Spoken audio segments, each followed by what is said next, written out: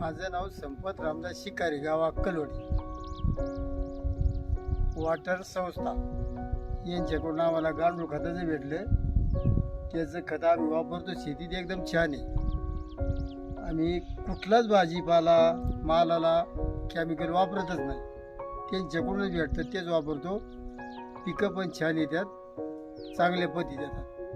आम्हाला चिकट सापळे भेटले, तुम्ही समक्ष बघू शकता किती काळी झाली. ते चिकट सापल्यामुळं लय फरक पडतो शेतीवर. आणि अशा पद्धतीत पिकं करतो आम्ही. खर्चात होतात, खर्च लय कमी होतो लय, कारण रासायनिक खतं औषधं बहुत खर्च आहे त्याला. आणि यांच्या हिसाबावर राहिलं ना तर खर्च पण कमी आणि शेती पण चांगली होती आणि बगैर केमिकलची होती. आता मी याला पण वापरले बघा, रोपाला रोप बी छान आहे, सोयाबीन पण छान आहे, सगळे पिकं छान येतात. यांच्या हिसाबावर राहिले ना पिकं छान येतात. आम्हाला एक डायरी भेटली, त्या डायरीचं वाचून आम्ही पाहिलं, 10 परणी आम्ही वापरतो. सगळ्यात छान म्हणलं का 10 परणी.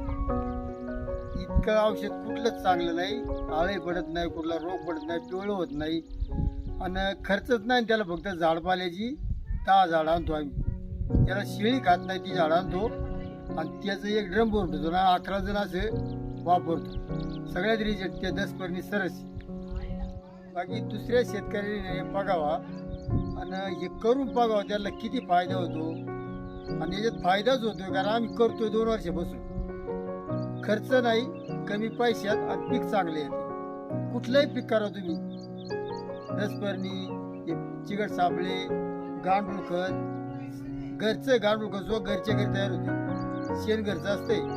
फक्त आपण गूळ आणि बेसन पीठ हे टाकायचे आणि मग एकदम छान होते ते गांडूळ खत. आपली चहा पत्ती असते का त्या पद्धतीने आम्ही गुणी भरून ठेवतो आणि कुठलंही पीक करताना ते मारतो.